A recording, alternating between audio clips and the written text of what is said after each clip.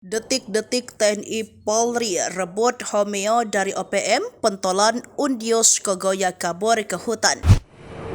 Menggunakan heli-beli penerbangan, pasukan gabungan TNI Polri berhasil mengusir kabur OPM dari distrik Homeo.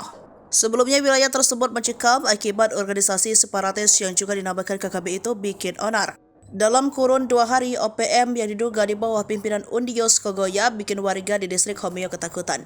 Hari pertama, mereka menembaki Mapolsek Homeo dan menyebabkan seorang warga sipil tak berdosa meninggal dunia.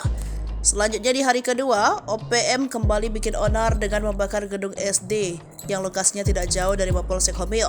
Pada hari pertama, Satgas Kartens sudah berhasil memaksa anggota OPM mundur setelah terjadi baku tembak. Beberapa hari selanjutnya, anggota TNI juga berhasil mengevakuasi jasad Alexander yang menjadi korban penembakan OPM di hari pertama.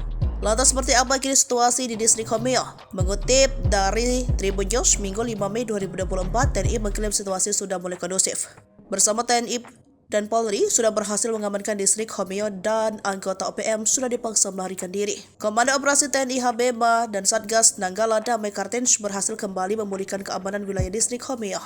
Legend TNI Richard T.H. Tampu Bolon selaku Panglima Kogab Wilhan III menjelaskan bahwa pihaknya harus bertindak tegas akan ulah yang dibikin OPM di distrik Homeo. Sementara itu, Kombes Pol Dr. Faizal Ramdhani selaku Kepala Operasi Damai Kartens menyatakan bahwa proses evakuasi dilakukan oleh personel gabungan TNI Polri dengan menggunakan sarana helibel penerbangan.